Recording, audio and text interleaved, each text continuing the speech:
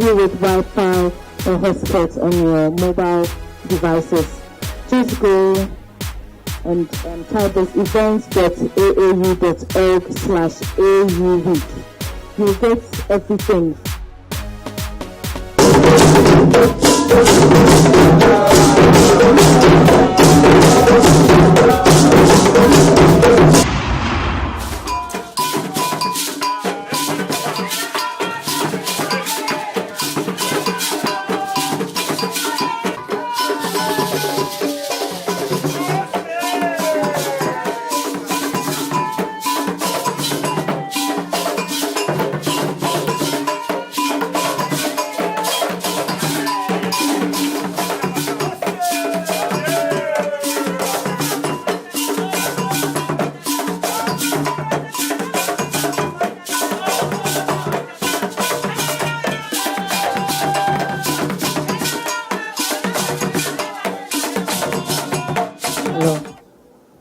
From every aspect, they'll be here tomorrow so that we can inspire them, we can listen on. It's not about just sharing life experience, because somebody's life experience might differ from the other person, but we just want to pick certain principles or skills or certain things that cut across and we can actually use to help ourselves as well. Fathers are welcome, yes, uncles are welcome, because I'm sure you have daughters, you have nephews and nieces and a whole lot.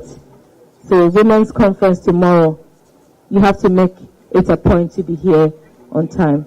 And on that note, we'd like to apologize for it's no late start of the program. Certain things were shifted a bit. That is our come. And today, I'm sure some of you have got a program already. And please, those who have been successful logging into the events platform, can you show by hand? Good. So you scroll through, you see the dates, 20. Today is what, 23rd? Yes, the 23rd program schedule will be there for you to see as well. So, and those of you who don't have it, so today we had exhibition and cultural performance. Hours, they will continue till 12. So just relax and enjoy this traditional African rhythm. If you are familiar with it, you can dance to it. If you are not, be inspired by this wonderful cultural troupe, if I should call them, the arrows, to give us some wonderful renditions of everything that we know. Thank you.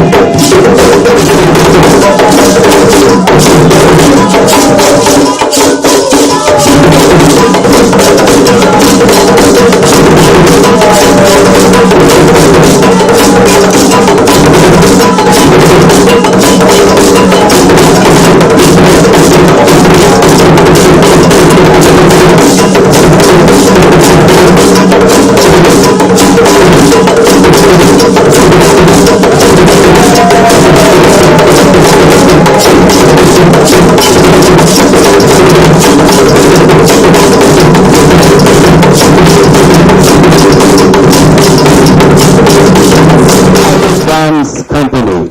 I think we can do it better for them. Let's put our hands together. Good afternoon. Sure, there is, yes. Ladies and gentlemen, my name is Titus Nano. I'll be your moderator for this afternoon session. It's been an exciting week, and I believe that as we grow as an association, these are very, very strategic steps that we are taking to develop the educational sector. It is 50 years of our achievements, looking at our challenges and then the prospect for a sustainable development in Africa.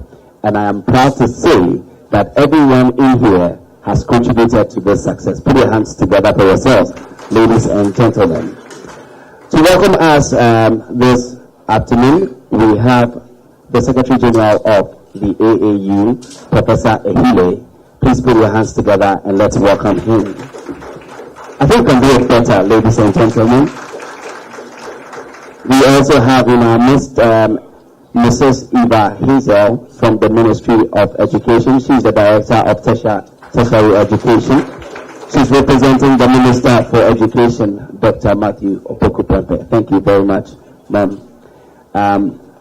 We also have in our midst Mrs. Eva Esther Shalin Ebenezer from the she's Associate Dean, Academic Alliance, Industrial Relations, Research Development, Blue Crest College. Put your hands together for her.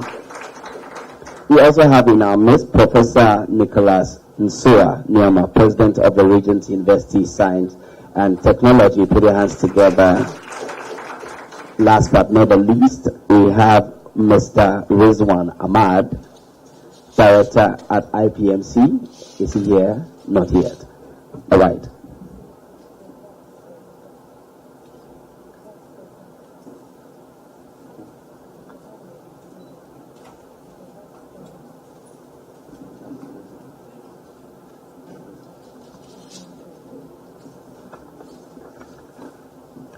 Okay, so while we wait for those corrections to be made, I would like to invite the Secretary General of AAU to give us the welcome address. Please put your hands together for Professor Ehile. Let's do it better, ladies and gentlemen. Thank you, moderator. This is Eva Hazel, the Director of Tertiary Education, representing the Honorable Minister for Higher Education for Ghana.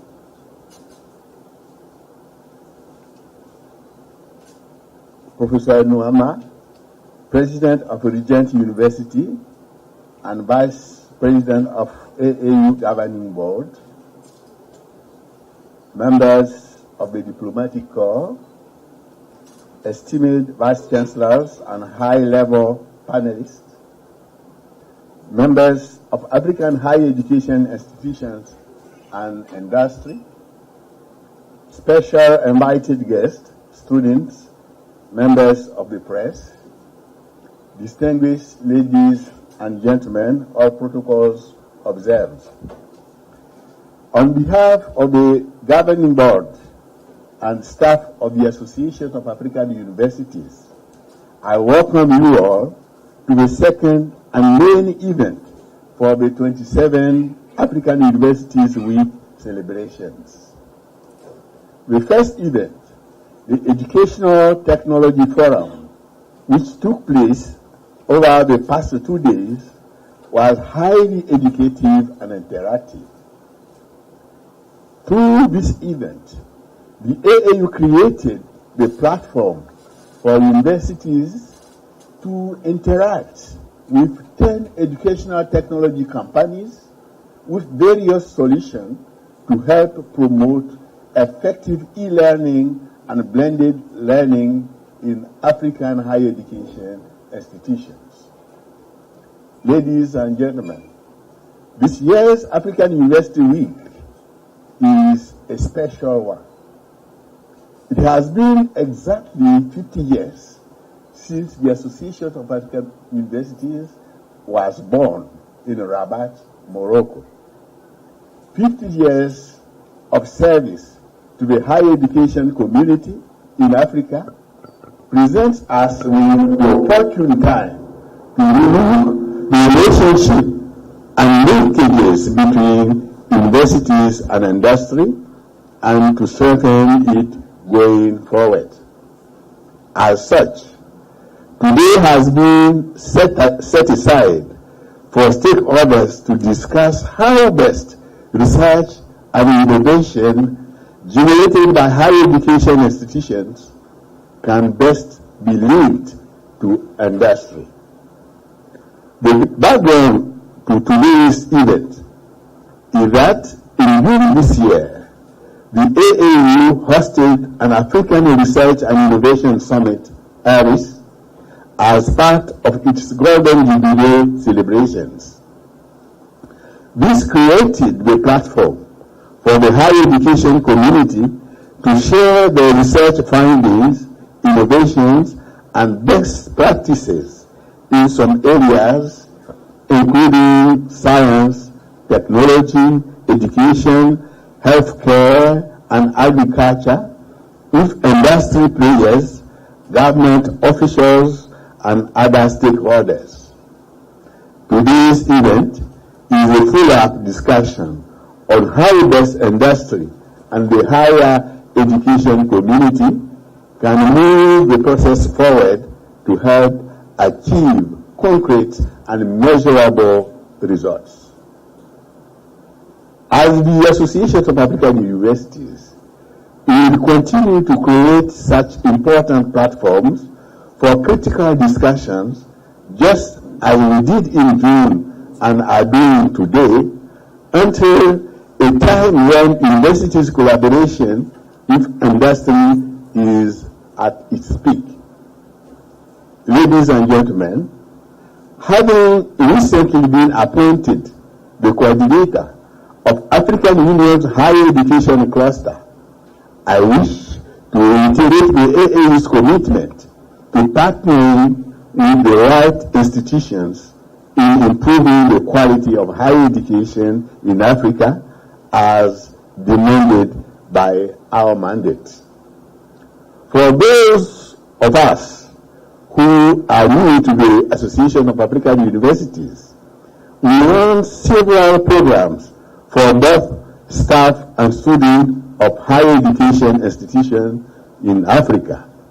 The association has also been instrumental in building the capacity of member universities through its programs, among them being the Leadership Development Program, the Management Development Program, University Advancement, as well as in documenting and showcasing the thesis and dissertation from African universities, in offering small grants for the completion of postgraduate thesis, in facilitating university-industry linkages, in creating African centers of excellence to provide quality education to speed up the continent's development, and in advocating and assisting to create research and education networks in Africa to negotiate higher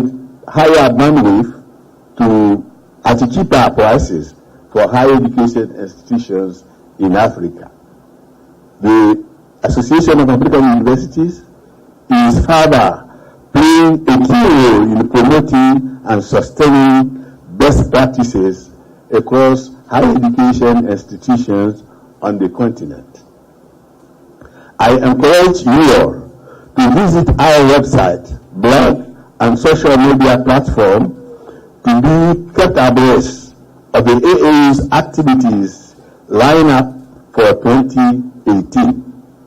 I also invite you to participate in the final event being hosted to mark this year's African Universities Week, the International Leadership Conference for Women and Higher Education, which takes place tomorrow.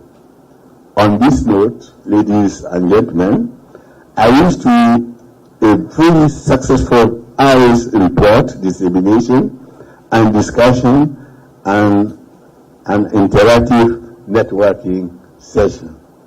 Merci pour votre aimable attention. Muito obrigado.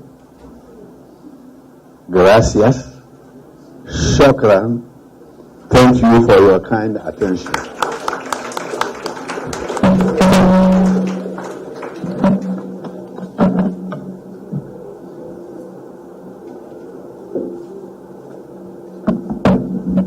And here you see Midasi. Put your hands together for him. Right. So clearly, the AAU is totally committed to delivering excellent higher education, and we are going to make this very interactive, especially when after we have received the presentation. So I need all of you to get yourselves ready.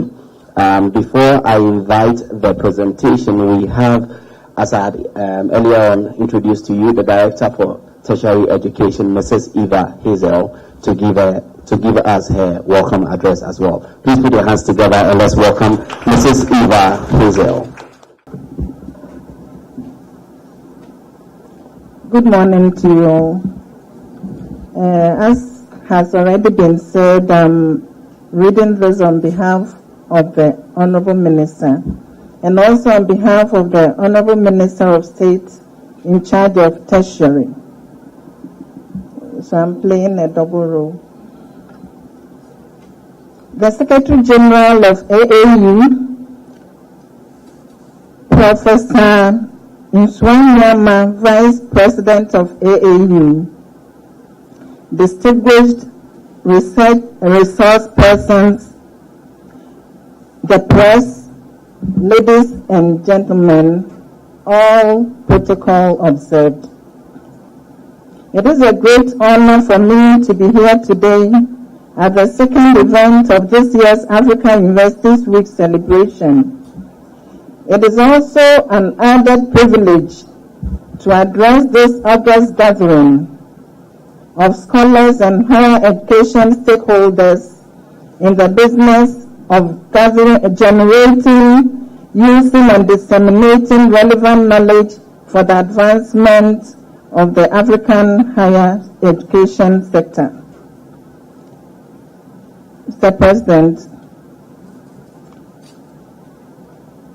academic research is a major component of every nation's innovation system and very important to its overall industrial performance.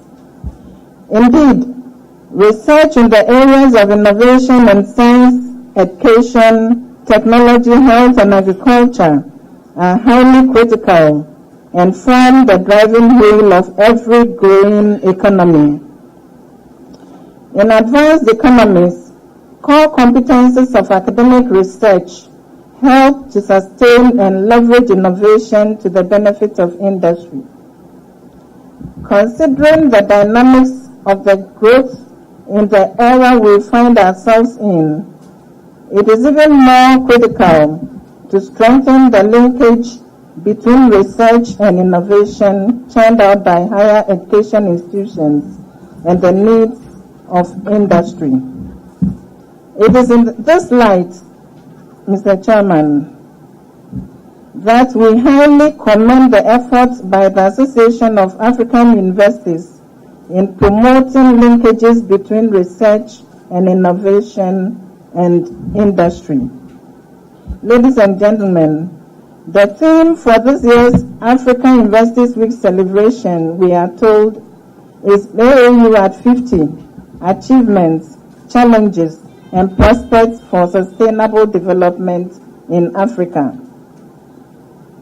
We are also told that this theme was chosen in line with the AAU's Golden Jubilee celebration, which was officially opened in June this year by His Excellency Nana Addo Dankwa Akufo-Addo, the President of the Republic of Ghana. For the past 50 years, AAU with its partners have provided a platform for consultation, exchange of information, and cooperation among higher education institutions in Africa. Africa recognizes this critical role of the AAU, and African governments are optimistic that AAU will continue to be a key player and be instrumental in facilitating the achievement of the African Union's vision of an integrated, prosperous, and peaceful Africa, driven by its own citizens and representing a dynamic force in the global arena. For our part, the government of Ghana has taken concrete steps to enhance the entrenchment of high-quality research in our higher educational institutions and research centers. In addition to the payment of book and research allowance to academic staff of these institutions, and government is also in the process of setting up a national research fund to support, promote, and publicize research and innovation in tertiary education and research institutions. Distinguished ladies and gentlemen, the MPP's manifesto under the broad heading of Stimulating Demand for Science and Technology proposes the following: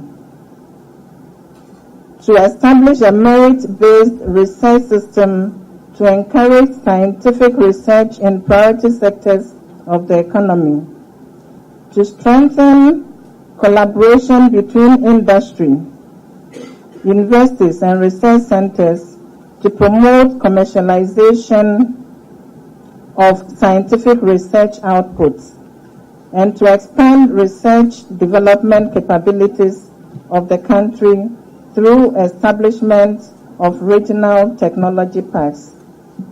It is clear from the above that Government of Ghana and the Association of African Universities are both threading the same important path of promoting higher education's collaboration with industry. In the light of this, and in view of the role young people play in the development of business, we are optimistic that the AAU in their research will continue to place emphasis on youth development, inclusive and equitable education, good governance, and accountability in education management. With this level of optimism, distinguished ladies and gentlemen, we wish to congratulate the AAU in its efforts to move higher education on the continent forward. On this note, I declare today's event, which features the dissemination of the African Research and Innovation Report, duly open. Thank you.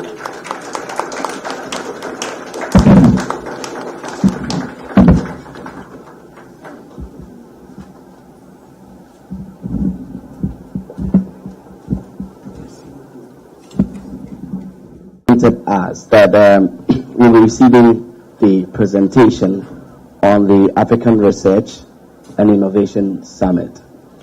The report is supposed to show us, supposed to highlight the best practices across the world and then provoke us with some questions.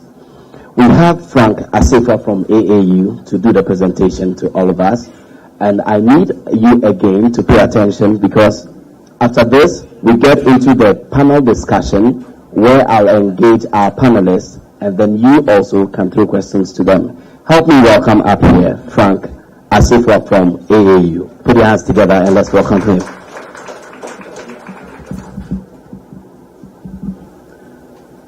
First of all, I'd like to talk about my experience before I start going into the presentation. I was a student of Ghana Technology University College a few years ago, and when I was doing my final year project, I did a work on how a system on how emergency services in Ghana can really respond to people. So we built a system that was able to give first aid when there's an emergency. They'll be able to reach out to people, pick out their location, send it to the emergency services. We did all of that and we were able to complete the project. But at the end, I realized that this project was not implemented. Situation in our needs in Ghana right now but sometimes we are unable to move it further to be able to solve the actual national problem. So we do it and it gets stored in our libraries in universities. And this is the problem that myself and Chrissy saw, and we sought how to address this problem. So I'll go through the presentation and I'll be able to speak to it. So bear with me. So we'll be discussing where we are as Africa and what we are doing with regards to research and how we are engaging with industry as academia and how government can also come in to support all of us. We also see the objectives of the ARIS, and I'll give you a brief report of the ARIS Summit that happened here on the 1st and 2nd of June 2017. I'll also show you the key lessons we learned when we had that summit.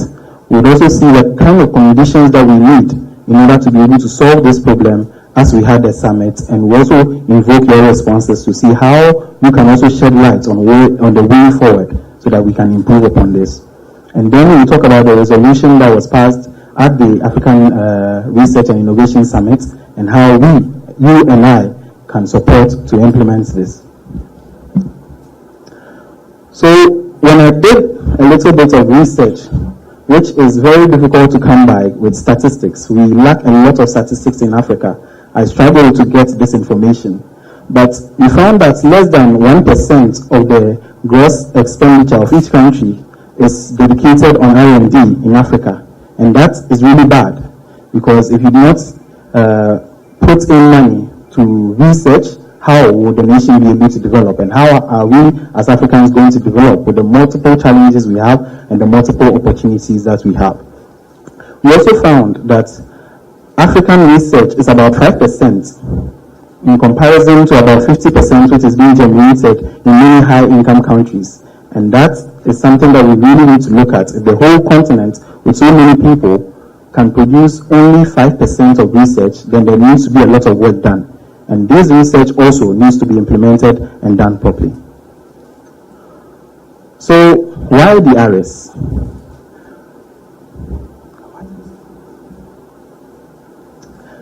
A lot of research, as I mentioned earlier, is shelved. After you do your project, you might even end up getting the overall best project, and then it ends up being in the library. If anybody needs information about it, you have to go and search through the library to find who did what. Who goes out and picks out that information and sees how we can implement it and really use it? It was a question we got. And so an example we had was, let's say you do a research on irrigation for tomato farmers in Damongo. And you finish doing your research, you've done all your findings, you come to your conclusion, and you end up publishing it. You end up publishing it in a foreign journal. How do the people, the farmers who are in Damongo, who really need this research findings, how do they get to know that? Are they going to buy the journal? Of course not. So how do we disseminate the research outcomes that we get to the people who are going to implement it? And that was one of the main challenges we also had. We need to also ensure that there is development and there's local productivity in all that we do. So we need to focus more on scholarly publishing, but not only publishing, but also implementing, so that your work does not end after you've published. Your work should continue after publishing, all the way to disseminating it, and then that is when your job has been done. You can get total satisfaction from that, because what you had in your mind, as I did, will be implemented. So we found a few challenges with regards to how universities and industries cannot really partner. And we saw that there's a low investment in science and technology. You see that the amount of laboratories, systems, and information that we have with regards to technology is quite low. Even the facilities to support this are very low in Africa. We also saw that there's a lack of national and institutional strategies. So the country usually does not have a strategy to implement science and technology, or even in the institutions themselves. How are they implementing this? This cuts across industry and academia. They usually do not have this kind of strategies which are prepared. And also, many people do not know about how they can protect themselves. Because after your research is done and you come out with the right finding, you need to be able to protect it. And that is the intellectual property rights, and many people do not know, and hence they are taken advantage of. We heard so many examples during the summit of people pitching their ideas to institutions, and after they do that, the institutions picked it up, but they did not get anything. So it is very important that we also, as we are advocating for research to be done and pushed to the people, we need to make sure that these things are patented, these things are protected, so that whoever did that research gets the actual credit he deserves for his work. And with my research, there were a lot of universities in Africa that did not have any patents at all.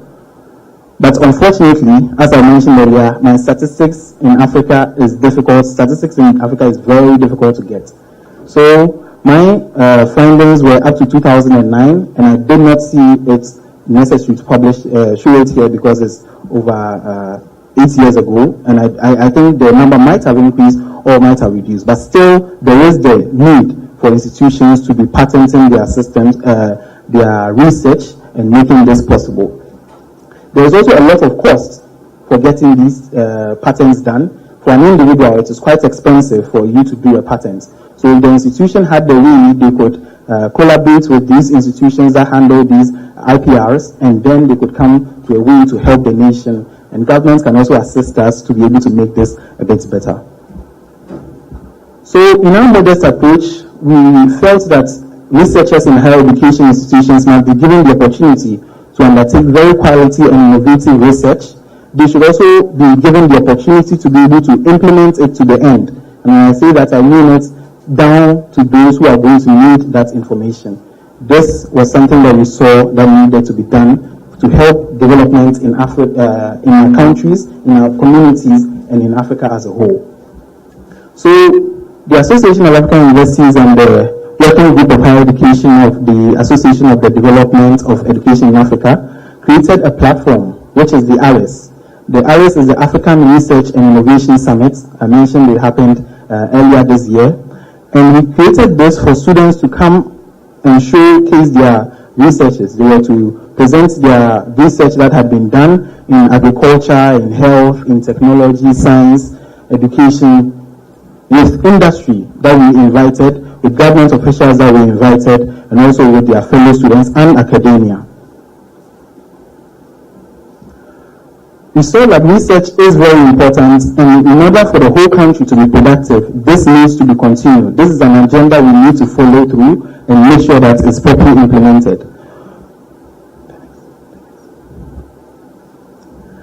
So the applied research is what we are searching for. Not just research that will just be lying down. We need research that can be applied to our communities. More often than not, when students are doing they are looking for a project to do, they struggle. They end up doing things that are kind of abstract, and that doesn't solve a problem which is here in Africa. But we try to solve a problem that was in our community that we witnessed.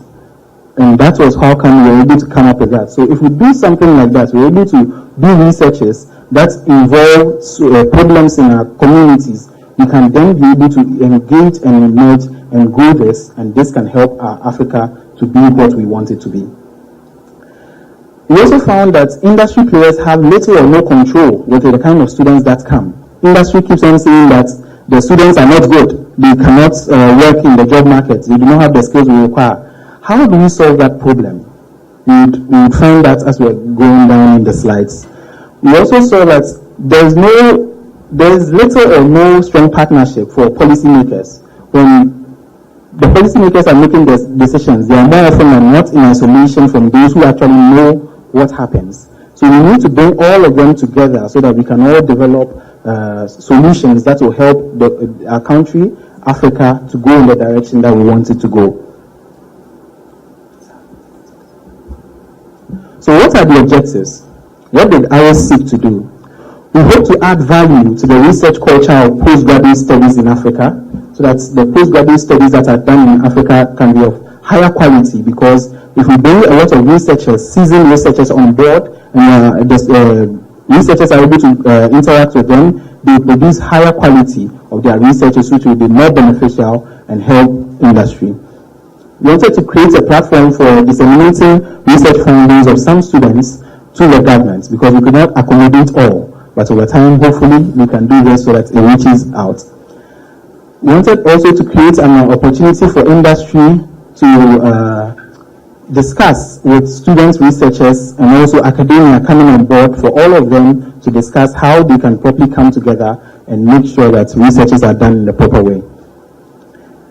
And we wanted the capacity of graduate researchers in Africa to increase. So we brought seasoned researchers here and we did a networking session. Many of them were able to continue that discussion, and some of them are being mentored, and that is something that we hope to continue. We hope to open this not only to Ghana, but to other parts of Africa, so that you can get support from other parts of Africa, and we can be the Africa that we want it to be. We also wanted to create visibility for the Association of African Universities among the student fraternity in Africa. So I'll give you a brief of the IRIS report of what happened there. So the maiden edition of the African Research and Innovation Summit, as I mentioned earlier, happened on the 1st to 2nd of June. It happened in this same room that you are sitting here.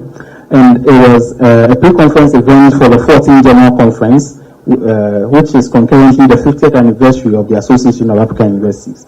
Now, we were able to bring over 375 participants from 13 countries to this location, and they were across multiple backgrounds. There were people from higher education institutions, there were also people from industry, there were government officials, there were students, and all of them came around for us to discuss, to deliberate, to share ideas, and to see the way forward and how we can partner to come together and help each other. So we had a welcome address on the first day by the Secretary General, and we had also a welcome address by the Chamber of Commerce, a representative from there, and also from the ministries. We closely followed it by an exhibition, and after that we had a high-level panel discussion on the topic University Private Sector Forums, Bridging the Skills Gap Between Academia and Industry or Market.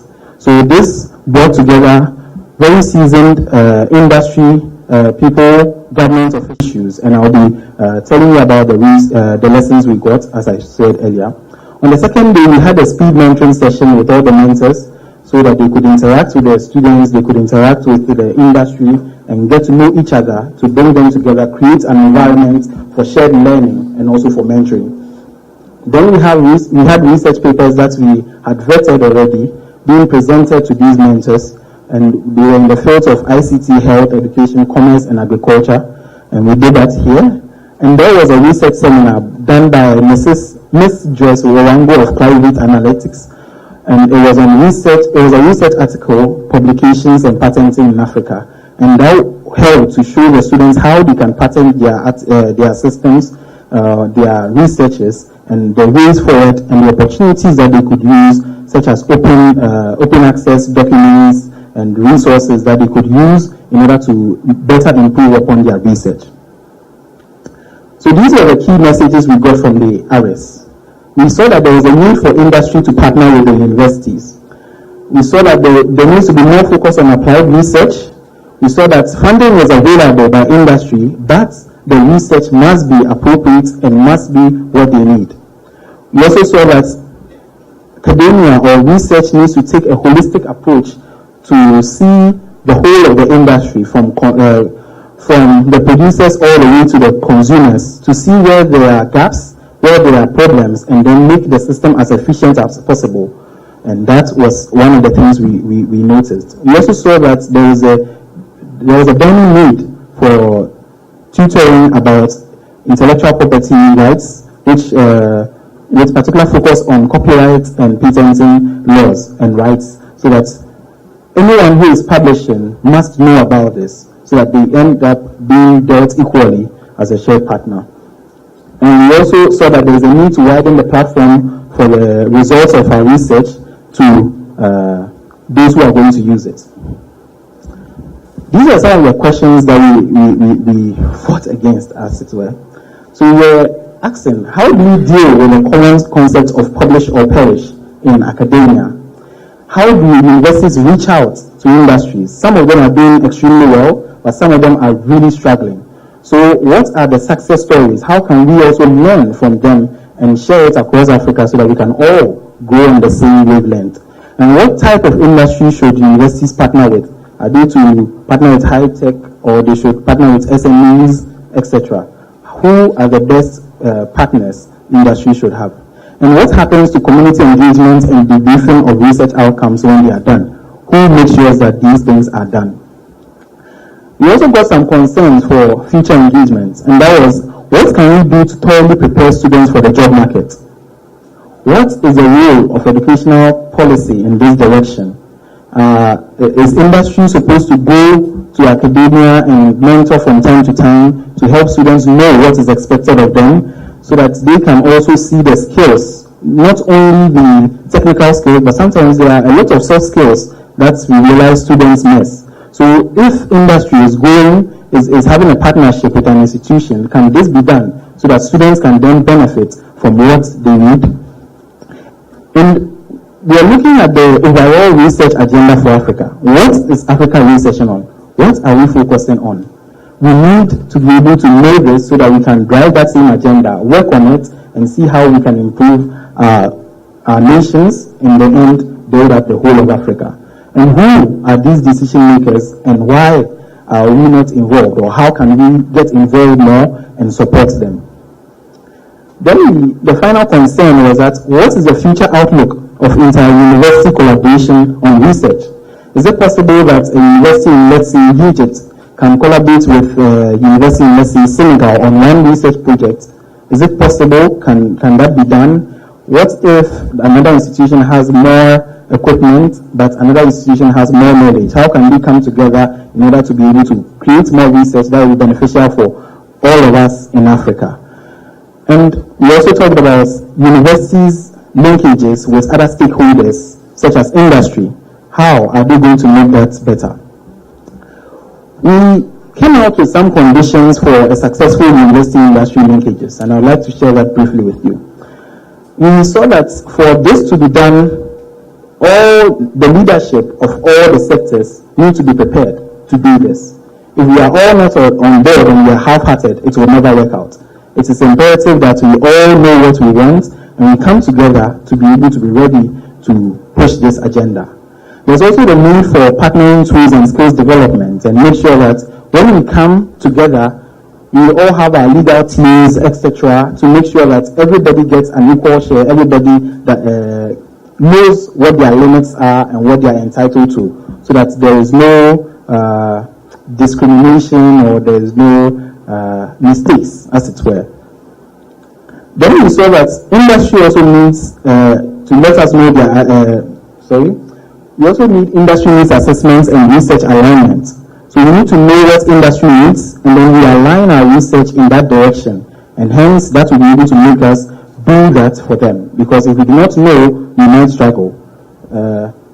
If you're on the outside, you always see the grass as green on the other side, but you might never know what is really happening there. So the inside men who are in industry need to let us know what the challenges are, and then we can also support them. Now, when I mention industry, I do not only mean the manufacturing agencies. I mean from education, as in teaching from students, all the way up to banking, the banking sector, all type of development. We need all of them to be on board. Because, for example, how do our students get to know of what they are talented in? How soon does your son or your daughter know what they are really good at, and we can push them in that direction? It is sometimes difficult that people unearth what they are best at, and hence they end up going in the wrong direction for a very long time before they have to turn again.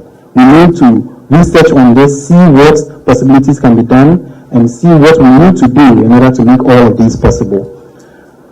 Also, industry, academia can make targeted research or company outreach. We can reach out to the industry to see a holistic approach on their industry, see the challenges, as we mentioned, from consumers all the way to those who produce, to see where the challenges are. If we realize where the challenges are, then we can make focused research in those aspects, and then we can disseminate it to industry. And then from there, we'll be able to create solutions, and we'll be able to create partnerships that will help us to engage and we'll be able to create platforms that will help all of us to be able to grow and develop. And this is where we'll be able to discover what we don't know, and we can research, and that will help us to come together more. The resolution we got from the others was that the Association of African Universities needs to set up a research bank or repository, which we need help with from the Chamber of Commerce and the government in order to do this. Now, what is a research bank or repository supposed to do? It's supposed to help improve graduate research. It's also supposed to help students get internships because of the strong linkage between industry and academia. So, for instance, if let's say an institution like TALO is partnering with University of Ghana, automatically some students might be able to get some internship from that institution. And if that internship works out, you could get employed by the institution. Also, if you do a proper research on that institution, you are the same person who will be picked to further the agenda until its completion. So that also opens an opportunity for you to be employed by that institution. We also need to rethink the research priorities, know what really are the priorities that are there. We also need to help increase the gross expenditure on R&D to 1% or more in each African country.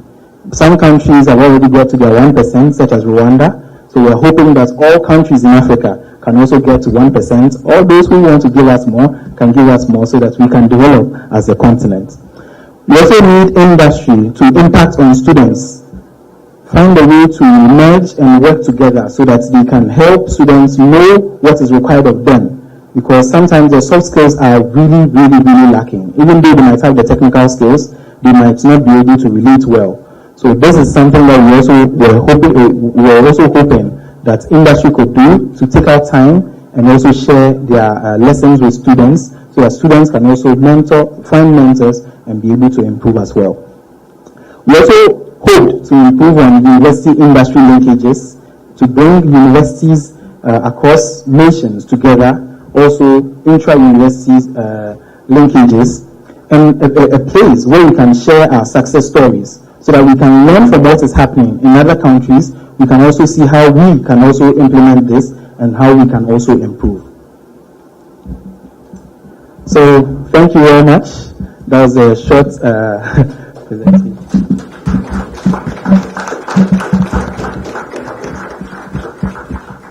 This place, because I was with NDPC for some time, right? And when the Ministry of Education come on board by bringing their policies to harmonize into the National Development Agenda, these things that you are saying, they are all, they know. They are all there. They are all aware. But there is no implementation strategy, framework for it. So this good presentation can be done next 5 years.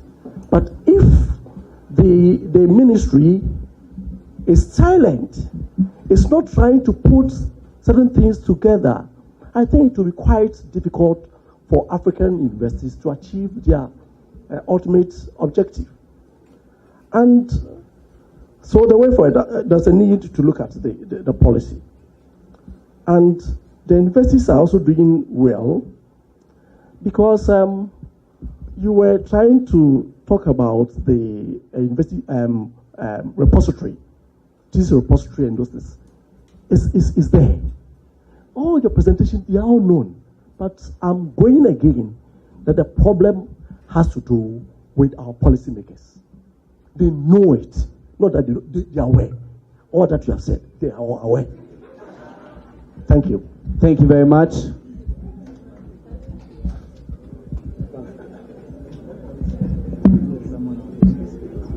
Thank you very much. I think I want you to put your hands together for Sam. He has really set the tone.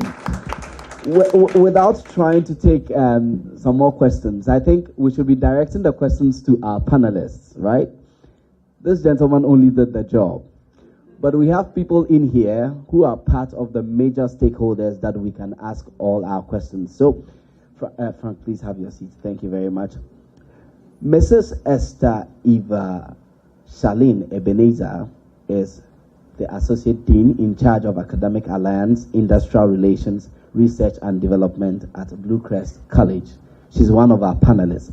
Please put your hands together and let's welcome her. My audience, you're not helping me. Welcome her. Very well, thank you. And we have Mrs. Eva Hazel. A while ago, Prof and myself were saying, Dr. and myself were saying that we have two Evas. So automatically we are Evans, you know.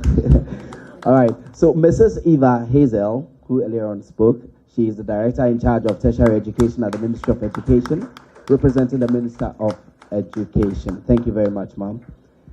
Professor Nicholas Nsoa Nyama, he's the Vice President of the Regent University of Science and Technology. He's also the Vice President of the AAU. Put your hands together. Okay, he's the President of the Regent University of Science and Technology and the Vice President of AAU. Please put your hands together for him. Thank you very much, sir. And we have Mr. Rizwan Ahmad. He's the Director at IPMC, responsible for franchise. Put your hands together and let's welcome.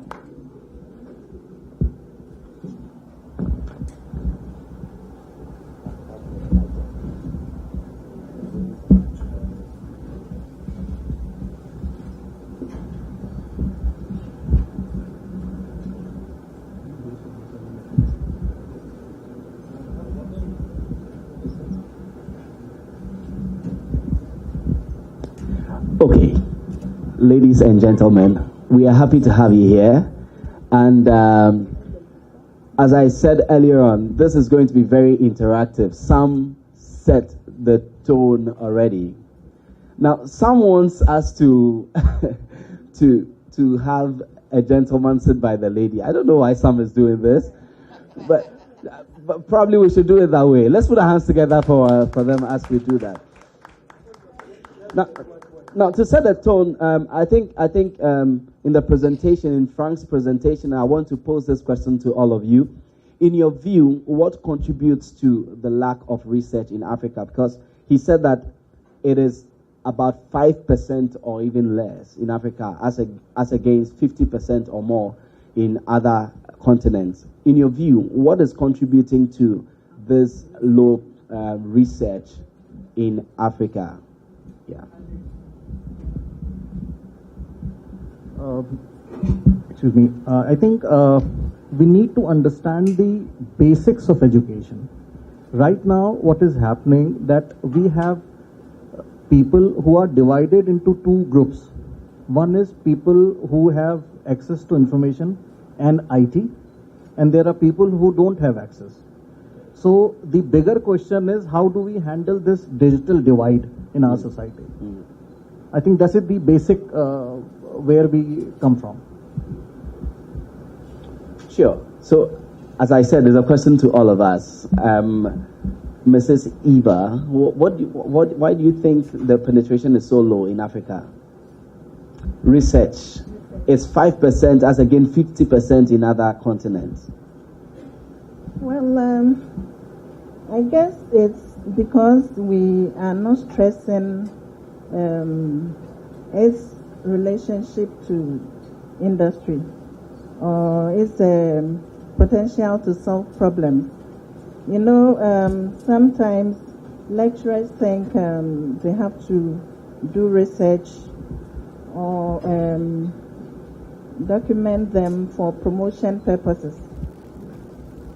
So it doesn't necessarily appeal to them to use it as problem-solving, problem-solving documents. Yeah, so I guess if we start using research as problem-solving documents, we would actually go into it and try to find solution to most of our problems. Prof. I can also contribute a little bit. I think one of the main problems has to do with funding. You know, research, there are two ways you can do research. Either you sit in your office, you conjecture something, you have an idea of something, and you want to investigate into it and come out with a paper. And that one, more or less, for promotion purposes. And there's another aspect of it, which we call the research, operational research. And that involves just more than sitting in the office. That's when you identify a problem in the society. And then you sometimes have to go there and look for, solutions and come out with some solutions. And that one is it's expensive. It's expensive. So at the university, most lecturers will want to write proposals to get funding, and so they can do the research. And these days, it's not easy to get the funding for research. So research could be very low, but it's not that lecturers or the professors don't want to do. When you go to outside, every year, academic year, there is some amount of money that is put there. Sometimes for the various departments, you have this research fund, and you are supposed to hook onto it, to prepare for proposals, get money from there, and you do it. It is not the same in Africa, at least. In South Africa, I know it is there, but in most African countries, it is not that easy. So I think that funding is one of the main reasons why research is very low in Africa. Sure, maybe later we'll come back to Mrs. Hazel, because we'll be talking about policies that are in place to support research. Probably government has something in place for us. Okay, there are two reasons I would give which are very different from what the others said. The first one is the number of people who reach the university level. It's now increasing. Okay. So that means we didn't have them before. So now if you see the research potential, over 10 years before it will be very different. That's number one. Number two, brain drain in Ghana is very high. Okay, I cannot talk about the rest of the countries because I've been here for long, so I could at least tell. So that is also one of the reasons that you could just attribute it. Although research funding, we cannot just always look at the universities who support us. Okay. So that is where the industry plays a key role. So that's why I think our relationship with the industry matters most. Right, Mrs. Ebenezer, don't pass it on yet. Let's deal with the issue of publish or perish. How do we deal with it in academia? Okay, I think I would like to remove the word perish out. When you are determined to do something, then I think you definitely want to publish. If you are in academia, and then, it's not just teaching which matters. When you have to teach, when you have to be a quality teacher, you have to be abreast, And so nowadays, when students have their phones in the lecture halls, and you are not latest with the technology, you are gone, you are already out, So you have to be, yes, that's the truth. So your students are, so you have to make sure that you publish. How do you publish? That is all the essence of research. So if you don't research, then that means it is you're not part of academia. That's my ultimate answer. And I would like to thank Frank for the presentation. These are young boys who have thought about it, and this is something amazing. And I have been working with Frank. I never knew that he did a project like this. The project which he has done, it has been successfully implemented in India, a country like India. Wow. You see, so it's quite easy to implement. So I'll tell you the strategy. Yes, Prof. They publish. Yes, you have to. Because you see, I always say that in academia, once you enter, you're a lecturer, you want to be a professor. That is your ultimate. And to become a professor, you have to publish. I say that you don't enter academia and say you want to be rich. If you want to be rich, you become a boxer, a footballer. Yeah. Those things you can become rich. Academia, to say you are rich in academia means you have reached that highest level. And that's what I say, you have to publish. Before you reach that level. And we say, if you don't do that, you perish. Perish because, you see, if you are a boxer and then you are not prepared yet, and you go there, one knock, you are down. Sometimes you die. So you are perished already. You don't continue. Academia, you need to publish so that you get to some level. In some universities, 6 years, if you have not been able to publish, to be promoted, so you are sacked. You are given 6-year contract. All lecturers are given, you are on contract for 6 years. You only get tenure or that where you get a stage where you cannot be sacked is when you are in the professorial rank. Then you cannot be sacked because of course by that time you have made it, you have reached where you are supposed to be.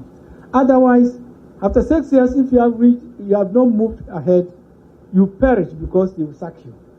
That's why you say publish or perish. Right. Ladies and gentlemen, already a number of you are prompting me to open the floor for questions, but I need to exhaust these ones and then I'll come to you. Do we agree? Thank you very much. So, to Mrs. Hazel, how do universities reach out to industry, or what type of industry should we be thinking of partnering with? Maybe before I come to you, let me go to Mr. Ahmad. What types of industry, what kind of industry should universities be reaching out to? Before I answer this question, I'll again repeat what I have told you in the beginning. Access to information is very important, number one. Number two, the kind of intervention which we are talking about is at the research level. But I'll go a step backwards. Okay. We need to inculcate the habit of scientific temperament when the child is in the school or in the college stage. Unless until he has this habit of asking whys and why not, I don't think we would be able to come out with good research work once he at that stage of doing research. So it is very important that our academic policies, education system is all geared to inculcate that scientific temper in our students. Number one. Yeah. Number two, answering your questions, I think we need to integrate our curriculum at schools and colleges along with the industry. What is industry expecting out of our students who would be taking up jobs or doing research? And if that interface tells us that these are the technologies which needs to be learned, this is how industry can contribute. I can now foresee a model where we have curriculum which is integrated with the industry expectation. And our students go through that curriculum, which has mentoring, which has assessment, which has online learning also. So what I am talking about is actually reinventing the wheel of our education system. Okay. Where industry will have a stake in contributing to how. Exactly. Fantastic. Mrs. Hazel, is there anything that you'd want to add to that? Yes, in actual fact, I think I agree with what he has just said. And I also want to say that there is a roadmap now in the ministry, and like he said, they're trying to harmonize policies like the brother there just said, and they're looking at the curriculum also. So I'm very sure that very, very soon we'll hear and see many new things coming out. And I guess it's all geared towards what we are talking about, ensuring that research findings actually fit what industry needs are. And it is going to start from right from kindergarten to, so there are a lot of policies coming out, and I'm sure very, very soon. I think we should clap to that. It's good news. Yes. It's real good news. Okay, Prof. Nsuwa Nyama, what kind of industry should we be focusing on partnering with? I think it should be technological, high-tech industry. As you said, when he was making the presentation, he said industry, he means sectors. Yeah. So, but here, I use the industry in a narrower sense.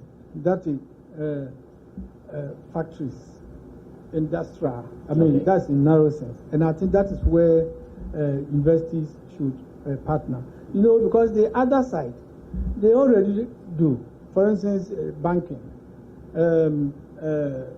in marketing, all those things, they are there. Whether you partner or not, it will still be there, it will still be moving. But with the factories, with the industry, real industries, the universities need to partner them. How do they partner them? How does that partnership come about? If a university wants to run a program, they should find out from industry whether it is relevant. Relevant, yeah. You see, because that's why you say that the industries are complaining that, oh, we produce people, graduates who are not relevant to them. Why? Because we sit in our corners and design a program, and we design the program because the individuals are interested in the program. The individuals are interested in the program. So you design so you can get a lot of students, so you can make your money and produce them and take them, ask them to go out and look for a job. But if you look for demand-driven rather from the industry point of view, then you ask the industry, what do you want? Which type of workers or which category of employees are you looking for? And then based on that, you design the program. And then when you are designing the program, after designing the program, you have stakeholders meeting to get their input and what they would expect the graduates to know before they come out. And then when you have designed that and you know they have given your input, then the collaboration also comes to that. Look, you want this type of category of staff. When I produce them, during the course of studies, I want them to come for practical training. Okay. So internship. So they go there, and that's a good point. And so by the time the student comes out, right from the inception of the preparation of the program till they finish the university, that interplay, industry-university interplay is already established.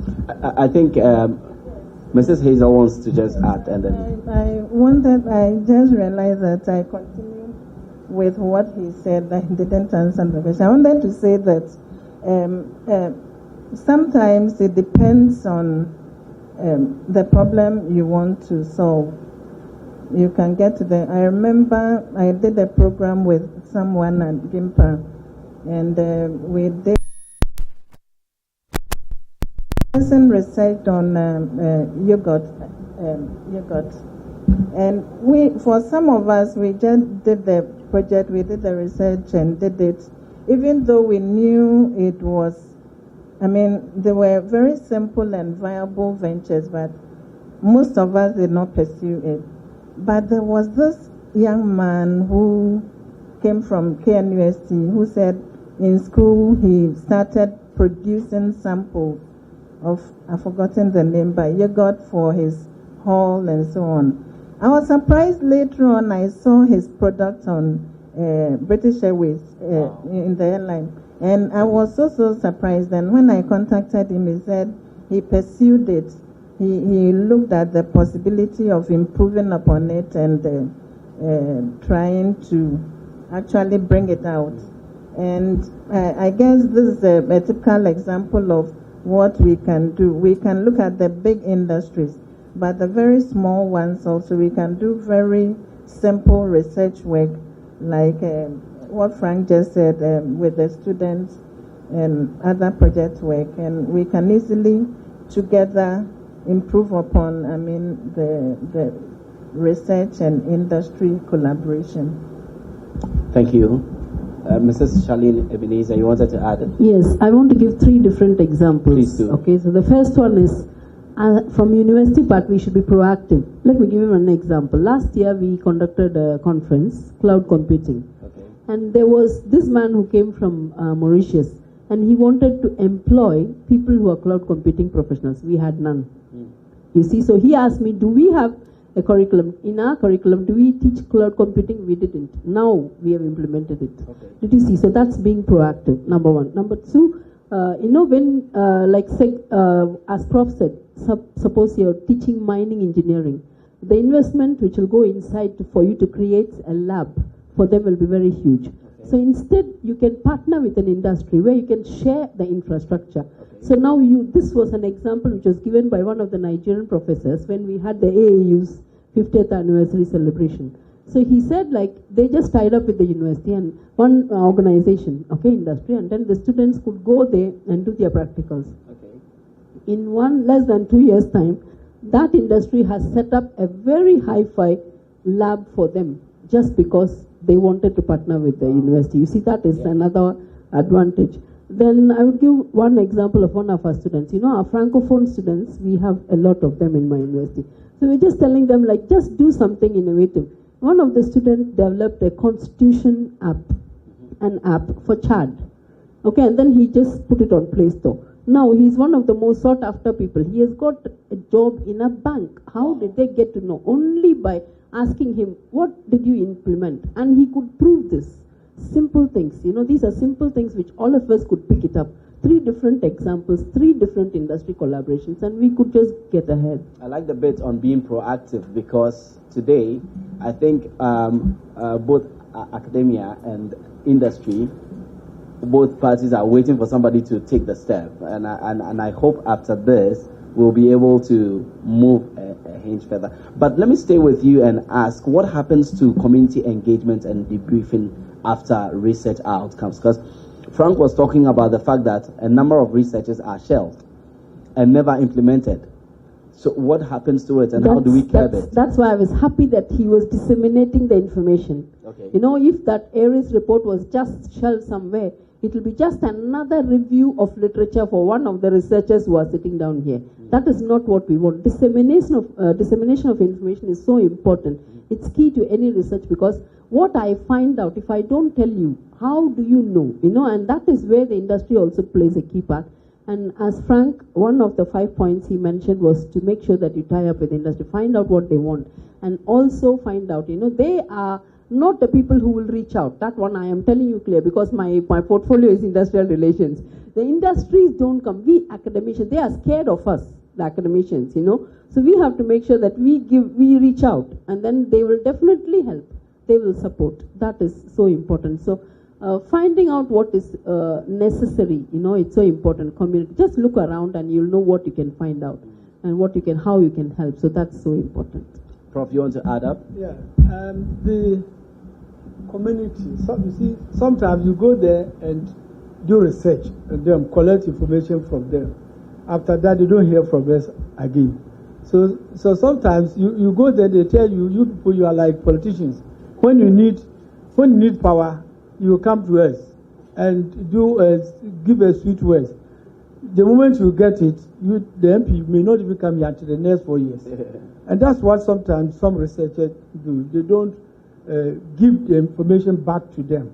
But it is in the researchers' own interest that you go back and discuss whatever you found with them. And it's sometimes, even while you are doing that, another issue can come up. Yeah. And then you can do a research. So it's very important that we don't shelve our researches. And then the other problem too is that, you see, like the research is coming out with. He's coming out and telling us in English, they say.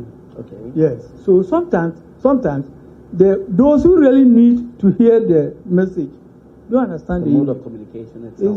It's the local language. But our dissemination is always in English. Statistical Service, for instance, they do very well in, coming out with good results, this and that. But when they come to dissemination, then we give it in English. The radio stations, Joy will pick it up and then also say it. Read it in English. So we should also try and come down. So the relevant stakeholders never get to. Yeah. Wow. Okay, let me get to Mr. Rizwan Ahmad and ask about preparing students for the job market. You know, I sit in a number of interviews and often you can clearly tell that this lady or gentleman is speaking theory. Really, speaking theory. And what he or she knows has got nothing really to do with what she has to come and do on the job. So what What is in place today to curb this issue, to prepare students for the job market? All right. The far bigger issue is not unemployment, but it's employability. Employability. Yes. 24% of graduates, what I feel, are employable with the right approach towards job, because there are certain soft skills which is also required along with the technical skills.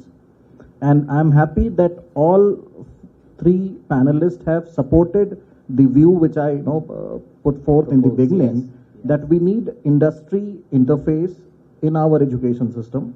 And I would strongly propose that if we can work out some kind of an integrated curriculum, not only at the school and college stage, but at the university stage also, where industry propose what they want our student to learn, be it in terms of technology, be it in terms of soft skills. Because if I'm a technically competent guy, I need to work in a team. And if my team spirit is missing, I'll not be a good manager. So I'm saying there are certain soft skills also along with technical qualification which we have to integrate. And this is not the right platform, but companies like Brewcrest, companies like NIIT, companies like IPMC, they all have these curriculum which can easily be integrated into our university and college curriculum, and which is latest and what industry demands from their future employees. Great. Thank you. Mrs. Hazel, you are with the Ministry of Education, so tell us, is there any policy? Earlier on you were talking about policies, so let's get deeper into it. Are there policies in place to change the educational system so that by the time I'm graduating, I'm ready for the job market? Yes, like I said earlier on, there is a roadmap and many new policies are coming out. And I don't want to mention a particular policy now because we are still working on them. But I know that even the free SHS is part of it. We have started with this free SHS policy. Well, there are bound to be problems. I don't want us to go into that. But eventually, I'm very sure that very, very soon... difficult for us to even meet the regional fire director. So it took us a long time before we could contact, and he said, this is a brilliant idea, you see. So sometimes even those subordinates who you have to go through them before you see the boss, they want to hinder your agenda. It's a very big problem I think we should look at. Thank you. I think it's got to do with the right to information that earlier on came. Maybe Mrs. Hazel will tell us something about the right to information bill since she is almost close to it. Let's see. My name is Dr. Gan. I'm from the Kufuor Technical University. From the presentation that Frank gave us, I realized that our research capability is low because most students don't even know what research is. And most institutions also don't have the facilities to help those students undertake research in those institutions. I also realized that even as a country, we don't know what we want and why we are educating the students. I traveled to China to do my PhD. There, within 4 years, I had to come out with 4 papers. But before going, I wasn't told anything about research. I was just lecturing. So I realized that I could do my best to come out with what? Research. You come to our country, they start teaching us with what? I'm in the computer science department. They start teaching students programming in what? C++ and Java, when they don't have even the basics.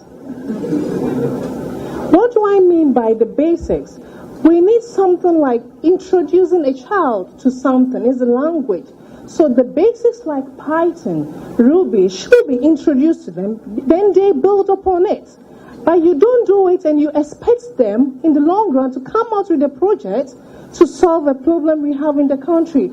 And that is very bad. That is my submission. Well, I just want to go up there and take feedback because I think we've thrown some heavy points, but I need to pick some feedback from them. So, last one, just to. All right, my name is Phyllis Opari. I'm also from the University of Energy and Natural Resources. Part of our issue is a bit more fundamental. I look at how we start our education. From preschool, kindergarten, you assign work to a child who can't do it. And so mommy or someone has to help the child do it. So when am I ever going to learn to do for myself? Period. So we've not cultivated the habit of learning to do things by ourselves. In fact, all of us around the tertiary, we have students there, and it's pathetic because they don't want to do anything for themselves because they've been led and been spoon-fed right from the get-go. And it's become part of our psyche. Young people here who are still in school, if I'm lying, you pay for papers, you pay for research, book review. Someone should do your book review for you. Then when are you going to do your own research? And so sometimes that whole idea of people, I said we train to fail because we don't allow our young people to learn to make mistakes and learn from it. And so if I don't want to try it and fail, why would I ever do it? Thank you very much. So let's address these issues about the right to information, about the curricula, about access to information, about fixing the basics, which she spoke of. Let me start with you, sir. I'm not sure about right of information because I'm not the right person to answer this. Surely. But yes, as I said earlier also, we need to inculcate the temperament of asking questions.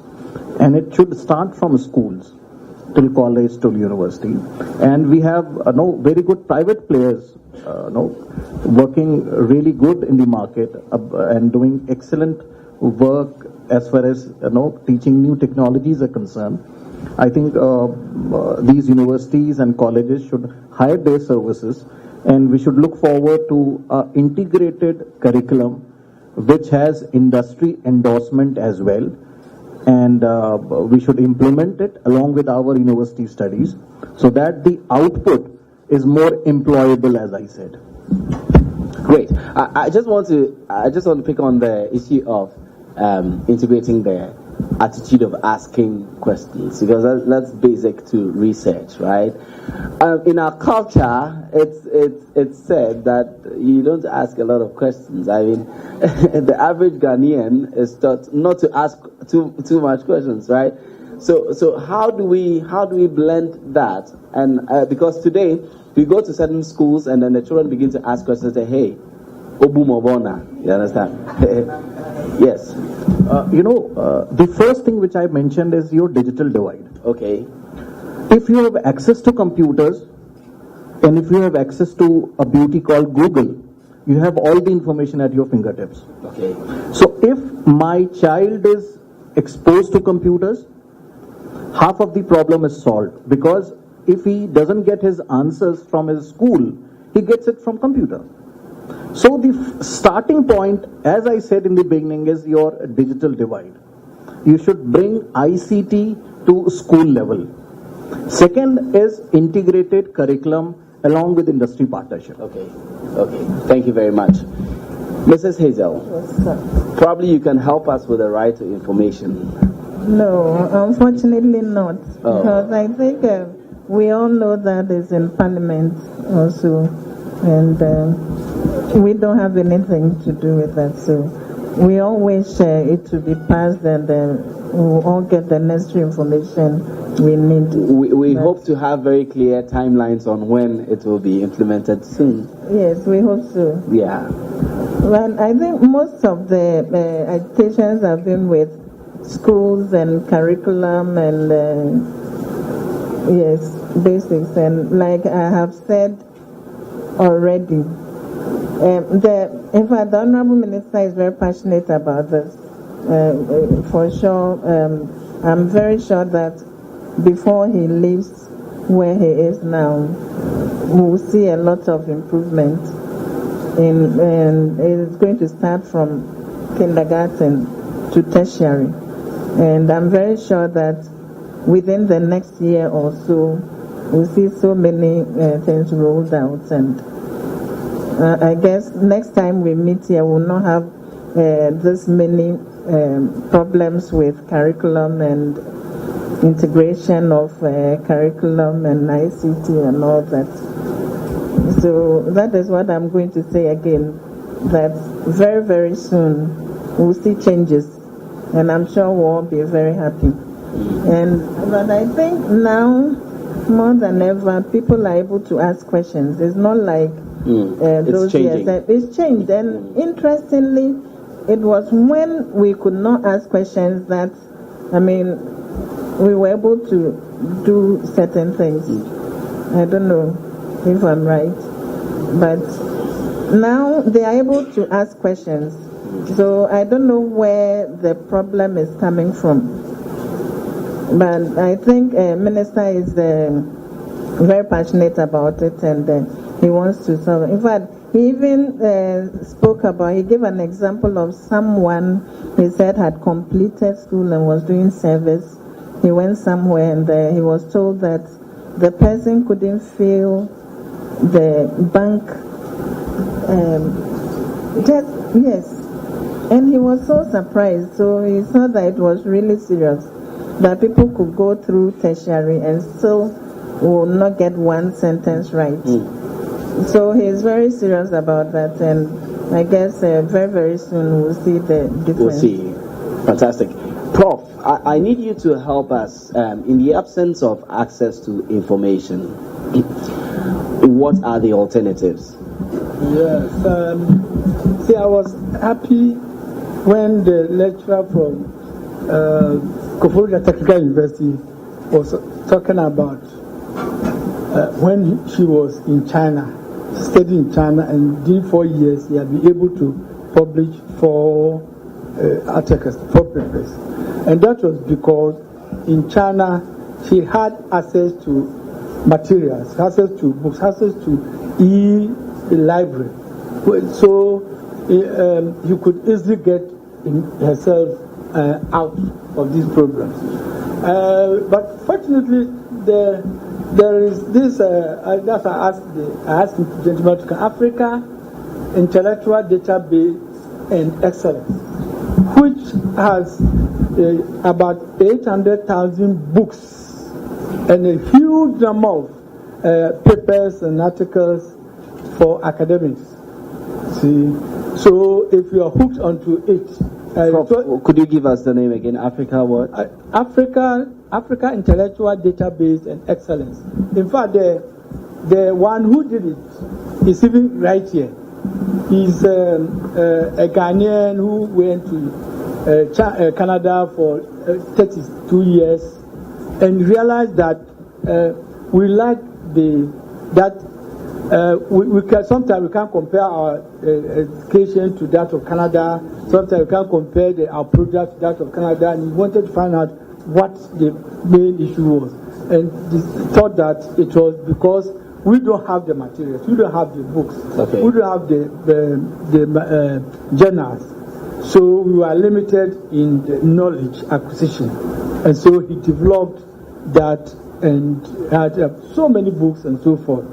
And so if we are able to hook on to access this thing, then that intellectual gap will be bridged between the developed and us.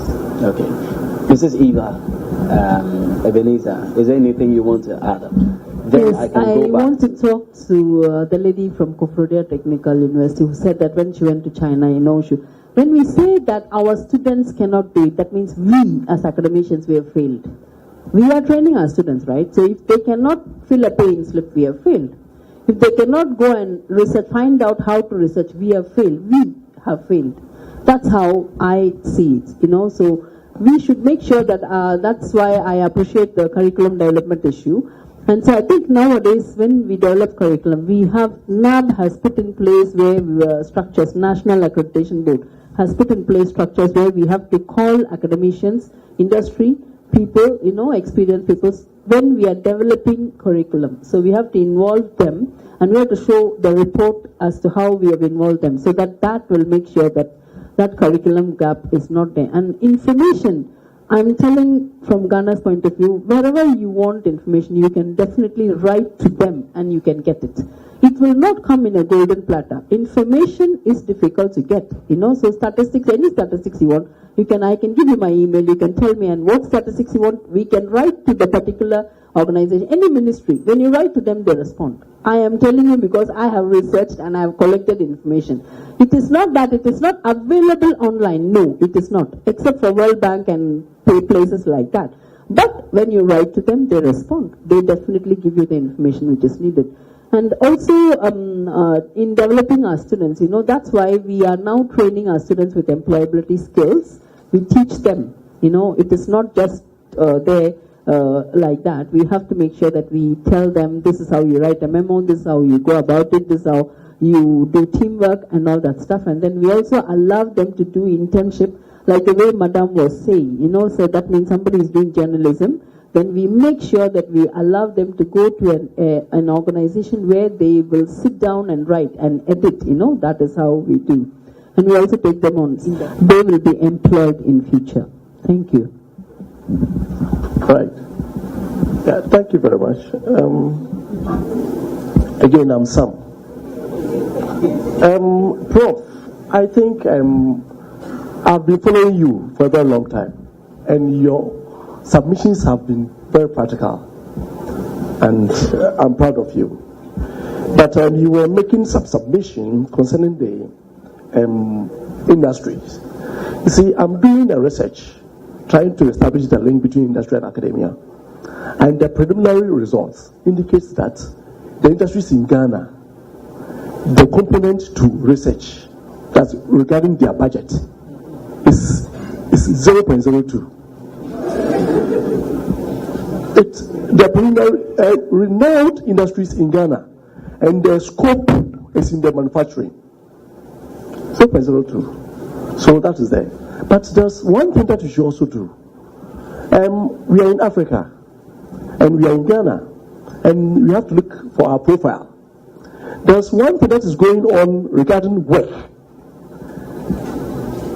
There is something that we need to introduce to our students, that is lobbying skills. Lobbying. You see, Ghana, if you finish university and you don't know anybody from anywhere, it's quite difficult for you to get work to do.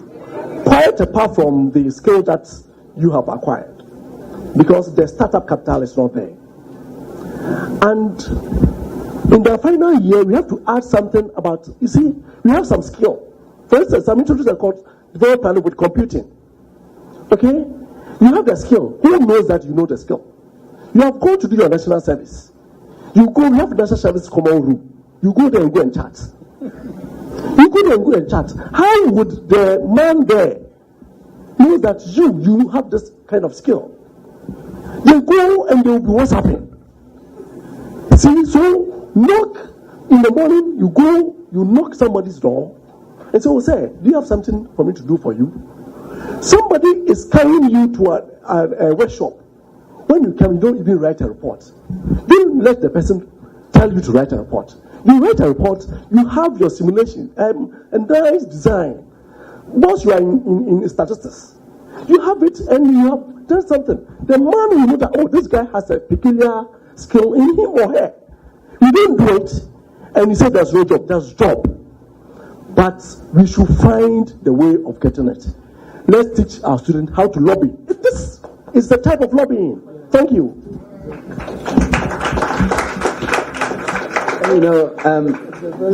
He threw it here and then he threw it there.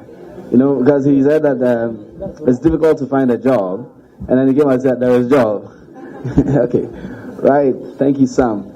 So, Prof, you will react to that later on, right?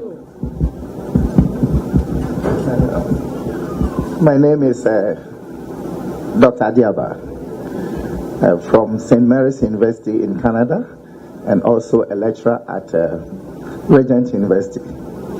I think Prof mentioned something about Africa Intellectual Database for Development and Excellence, and he actually brought me to Ghana just about January. And I've been in Canada for 33 years, and I schooled in Canada. In fact, I did my undergrad in computer engineering in Canada. I did my master's also in computer engineering and telecommunications, and I also did my PhD as well. But in my second year at Canada, St. Mary's University, in fact, as a computer engineer, I started to build machines. In my second year, in my BSc in computer engineering. And what was the reason why I was able to do that? I graduated from Western Region, where GSTS, and I was the youngest person to graduate from there. But the difference I saw was that, in fact, when I went to the school, even those that were in the first year, they were able to do more computing than me, who has actually come from Ghana to study there. And they had ability to play with these toys. They had ability to play with their own computers at home. So coming to the university or tertiary education was just simply coming to write codes. In fact, Canada implemented a solution, and I think it is very good that we are discussing this, that right from elementary school, right from kindergarten, they teach them how to code. How to code. How to write computer codes. C++, Java. So by the time they get to the university, whether you are economics, whether you are in medical sciences, whether you are whatever, you still have the ability of computing. So I threw myself up to the computer science department, and I wanted to build my own machines. They started to teach me. In my second year, I became a producer, and I've been producing servers for telecommunications in Canada, in the US. I've been traveling all over the world, and recently Professor Nswama, in fact, we met on a conference, and he brought me to Ghana. What we are doing here is very, very, very important, and I wanted to add only one last thing. That this African Intellectual Database that was developed has 5 components. The first component is e-teaching.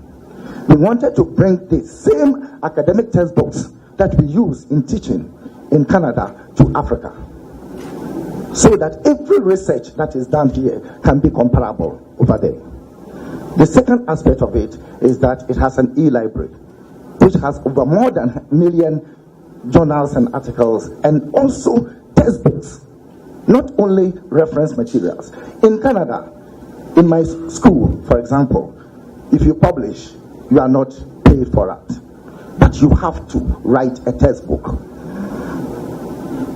that shows you a comprehensive knowledge in that field.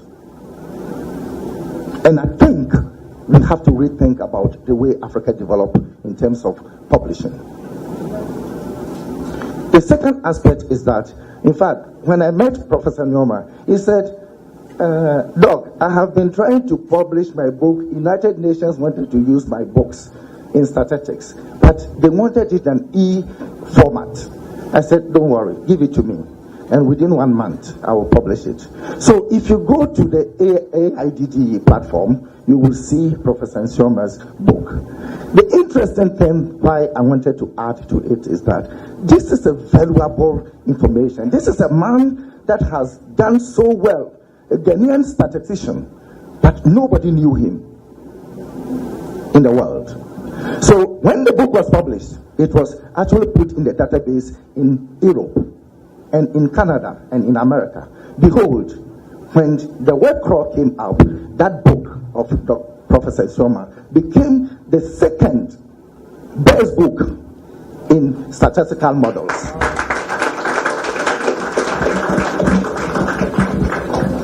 not knowing that the publishers that we have published a partnership with, in fact, in about 3 months' time, I wouldn't like to mention the amount, but they brought in a substantial amount of £4,000.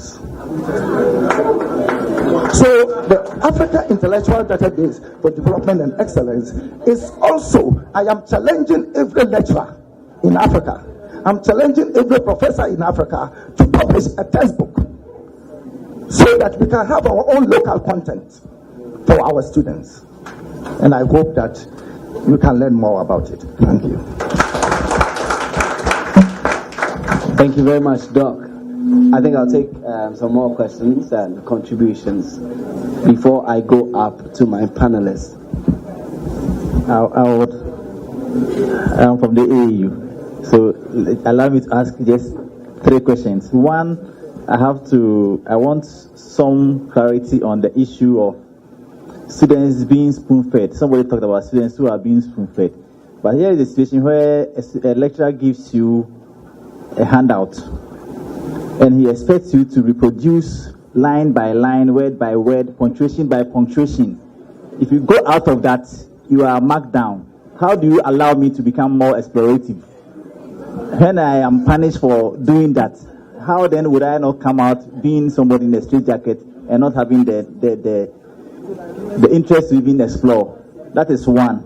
Number 2, this publishing issue, I always have a challenge. You do a research in a village in Ghana, then you publish, they say high impact journal. You publish in a journal in the US. And then the people you use for your experiment or your research, you don't give them feedback. How does that make it high impact? Because the person who you did the research on malaria, and it's my village, and there's a river there, I need to know how to cater for the river to prevent malaria, and then you publish in the US, you don't have malaria there, and you expect it to be high impact. I don't understand that one. And if you don't do that, you are not promoted because you are not publishing in a high impact journal. That one, I don't know how the academicians and the Ministry of Education would want to talk about that. Then I also have an issue with bringing content from outside and trying to use it to teach us. How do I explain the second law of Newton to somebody in Dagbani or in Ghana language? And I've heard, or I have read at least, that when you teach children with a local language, it is best when you are building them up. So we are bringing content that is being developed for a different locality, and we want to implement them in Africa. How does that help us solve our problems and grow? So these are my 3 questions. Maybe we'll take a final question and I come to you. I also wanted to dwell on the curriculum issue. My name is Elizabeth. I work at Valley View University. I have taught primary school children for a while, and I asked myself how we are going to interpret the books we are given when they are actually in English, when you are supposed to teach the child in Twi. Because the Ministry of Education and GES comes with all kinds of things for teachers to teach these children, yet they are all in English. And so they expect you, the teacher who have been to school to learn the language, then translate the language from English into the local language before you can teach the child. And sometimes I ask myself, if you're a teacher, you don't have a background in the language, as in people who are employed in private schools who do not have professional backgrounds. How do you find the exact words to tell the child A means in Twi? That is my first issue. And the second one has to do with the information we are talking about. When you are doing research, my issue is not about secondary information where you can get from the ministries, where you can get online. It's about the primary, a certain office, you tell them I'm doing a research on ABCD, and they tell you they cannot give you the information. We are talking about primary information to do your research. As for those issues you mentioned, they are in the ministries. You can access them. But can you walk to, let's say, my school, walk to the quality assurance office and tell them, I want to study your curriculum, whilst you are working in AUCC, whilst you are working in You know, it's like that trust is not there. The first question they are going to ask you, what are you going to do with the information? They feel that their data is going out there, and people are going to read it, and they are going to judge them according to the kind of information. So those are the information we are talking about. Thank you. Okay, Prof, let's have some feedback from you.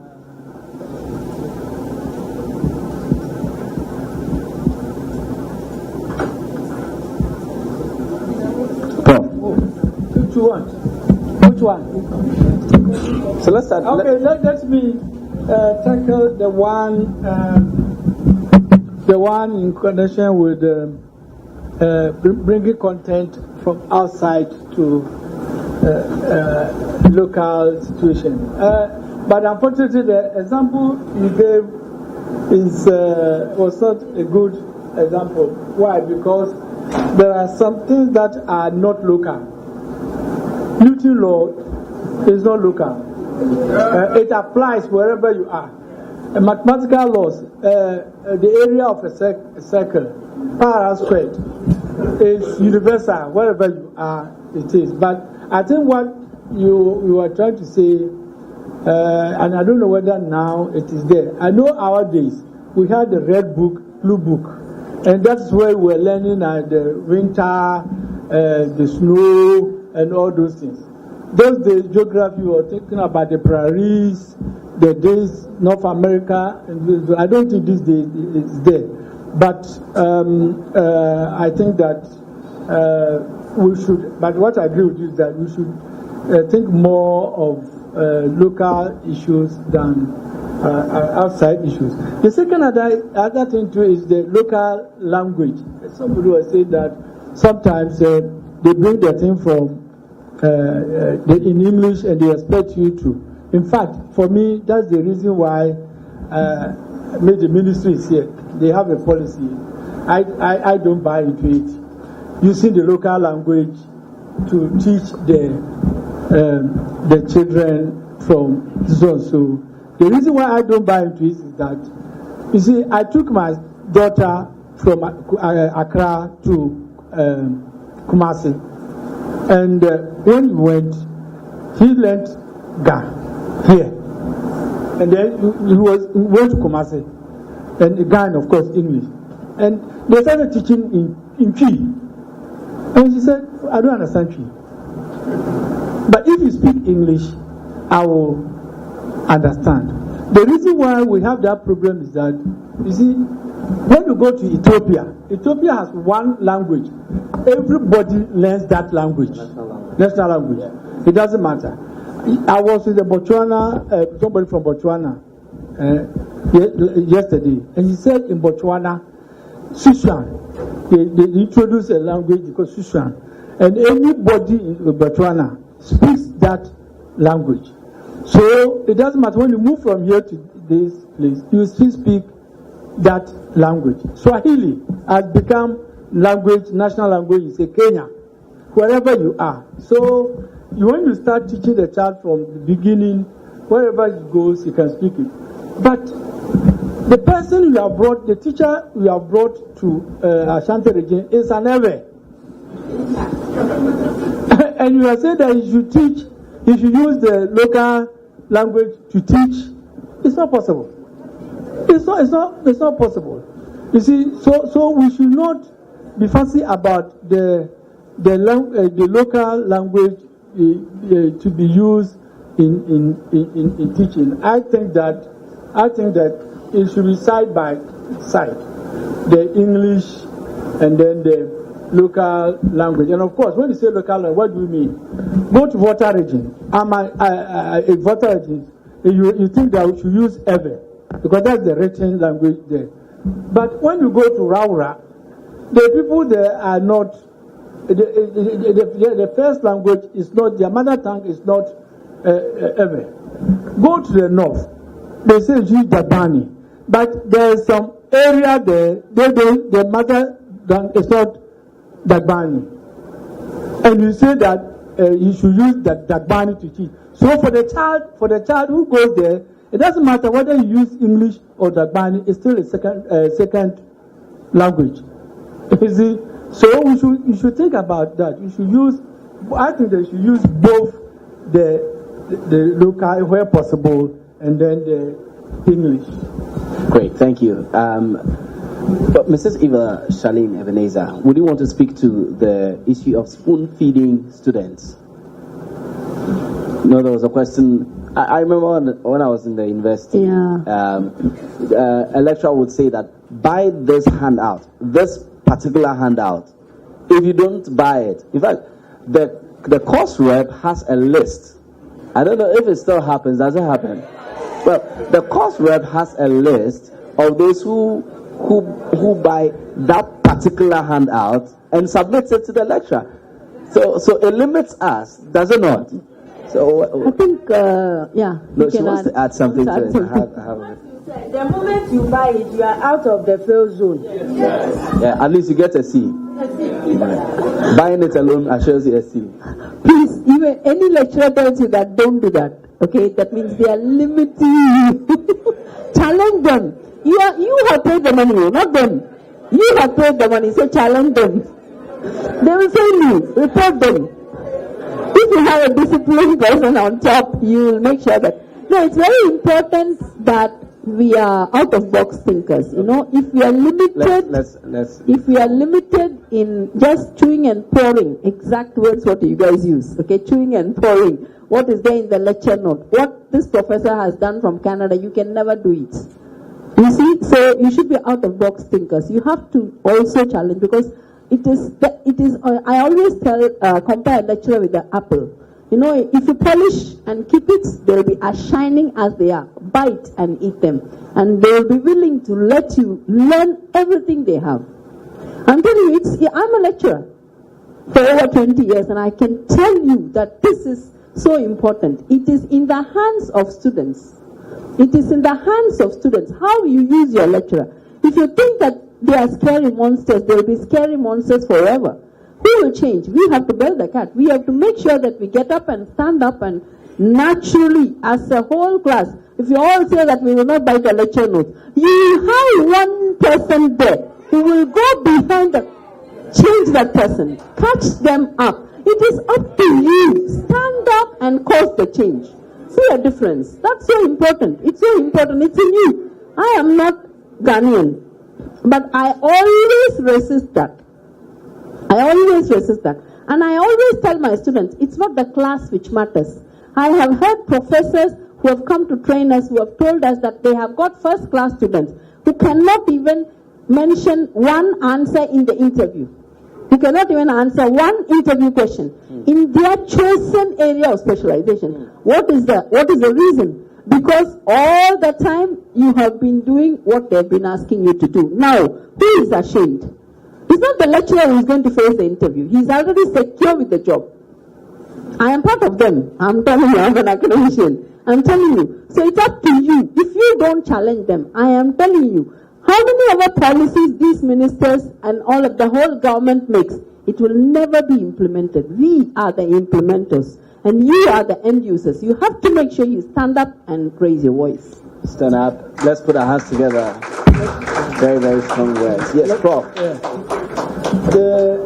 You see, sometimes the problem comes from the students.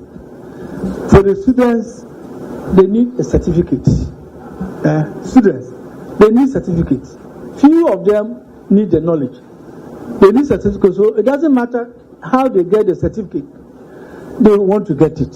So, in fact, if they come today and you say, okay, let's assume that you have finished the program, get this mark and go. They will thank you and go. But you don't. When you do that, you are not doing good to yourself. You are not. Sometimes they like the teacher or the lecturer who can play around and at the end of the lesson give them good marks than the strict lecturer. It is later when they go out they realize that, oh, this person was a bad lecturer. It has happened. Even where I was first, it was there. Sometimes they even print a handout and put the question inside. So if you don't buy the handout, you cannot answer the question, the IE. You cannot. But we find means of stopping all those things. And then the students would rather, as you said, go behind. Even they go behind and back. So it's difficult to control it. But as Doc was saying, you don't do good to yourself if you try to follow that. If you all decide that we are not going to buy, they can't do anything. Anything. If you decide you are not going to buy, because somebody reported a lecturer to me that, because he didn't do this and that, the lecturer said he was going to fail. We called the person, remanded this thing, and we drew all the handout from the students. So take the power to your hands and dictate how they should handle you. Not how they should handle you, they should dictate it to you. Okay, yeah. There's some things, but I think I agree with Madam and Prof that all of you should decide not to buy it, and nobody should go behind the class to go and get it. And I think if something like that happens, you have to report the person. We have cases there in the ministry we are investigating, and sometimes some lecturers get into trouble for that. Like what Prof just said, there was a case when a lecturer puts the interim assessment question in the middle of the handout, and the class rep was supposed to write names of all those who buy the handout. And like she said, once you buy it, you have already passed. It starts from maybe C, and then you move up. So I think that we should stop this. We should all stop it. When it happens, the most unfortunate thing is the students are divided among themselves, and what the student is saying is right. I think you should all take a stand against this, because like Madam said, it affects you, the student, and not the lecturer. When you go to look for a job and you ask a question on the field, and it's always like that. If you did not research into the thing, you did not understand and produce whatever you are supposed to, and it's just chew and pour, you can never answer questions on it, however try you do. So let's help ourselves by, doing the right thing and reporting those who do that. And I think lecturers here should also stop that. If you are here as a lecturer and you do that, stop it. It's not good. It's not good to fail someone because the person does not buy your handout. Because after all, it's not compulsory. The student is not supposed to buy your handout. Maybe you are helping. What I know is handouts are to help the students. So if you are doing something to help the student, it shouldn't be the basis for failure. You see, the person could go to the library, get the same information, and then produce whatever result you need. So I think it's not fair to use your handouts, selling of your handouts as a way of passing or failing students.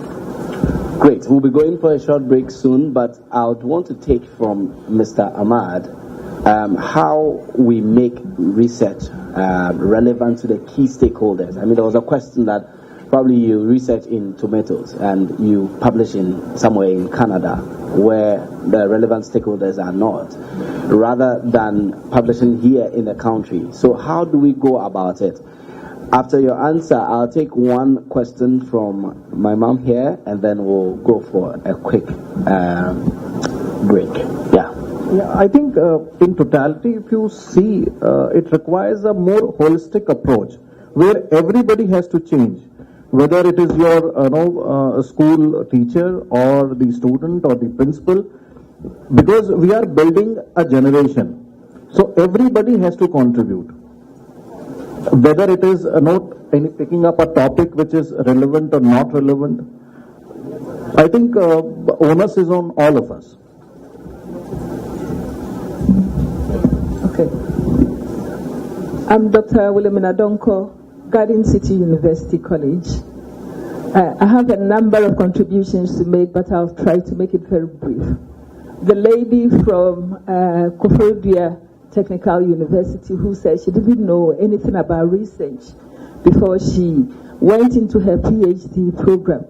I was a bit worried. Did she have a second degree? How did she get her second degree? There's a trend, a very worrying trend going on. Students paying people to do their research for them. And please, it's in our interest as students to avoid it. Because at the end of the day, you may get the certificate that you are yearning for. But what is the content of the qualification that you hold?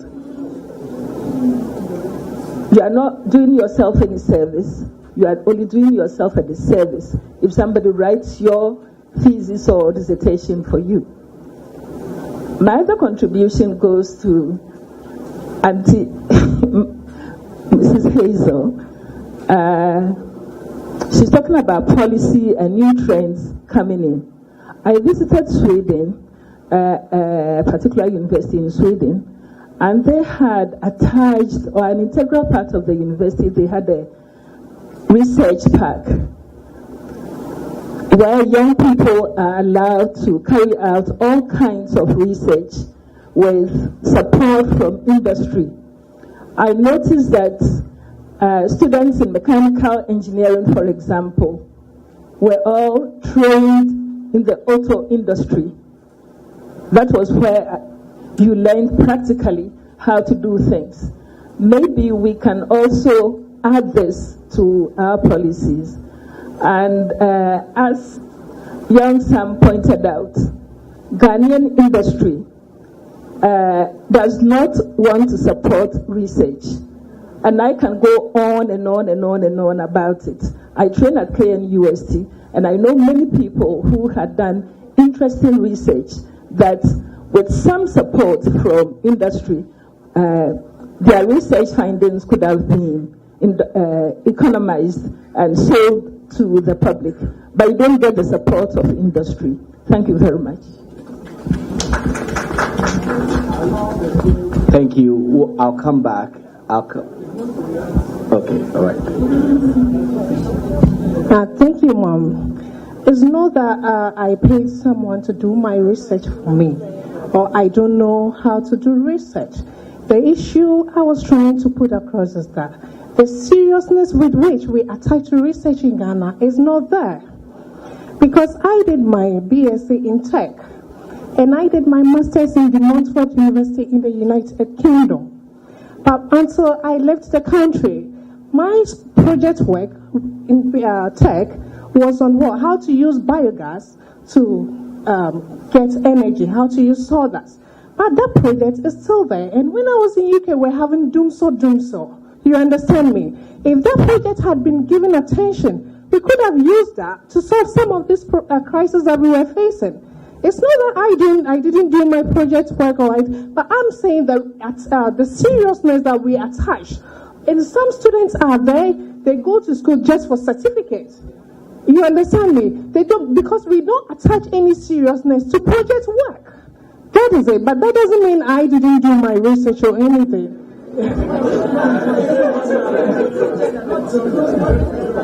All right. I think I joined the chorus to say that it wasn't to you. It was a general statement. Ladies and gentlemen, let's put our hands together for our panelists. We'll come back to you. But I have a very short sketch for you, and I'm sure you will love it. So help me welcome the Arrow Dance Company to put up a sketch. Put your hands together for them as they come up.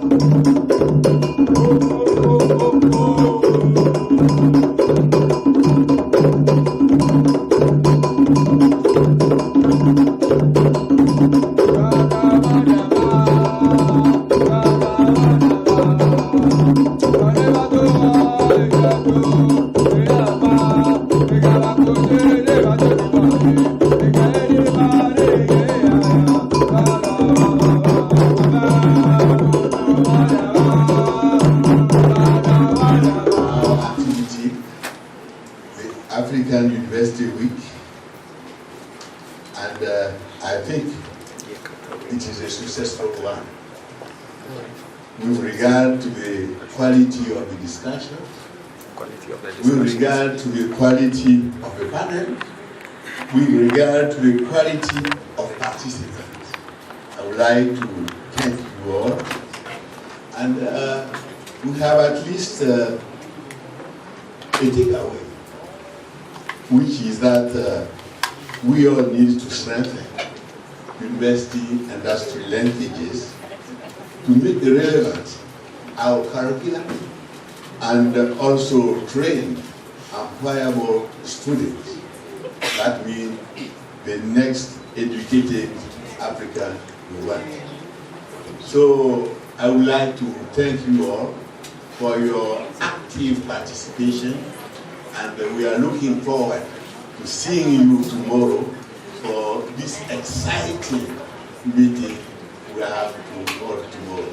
Thank you once again, and on this note, I can declare close the African University Week celebration, and thank you once again.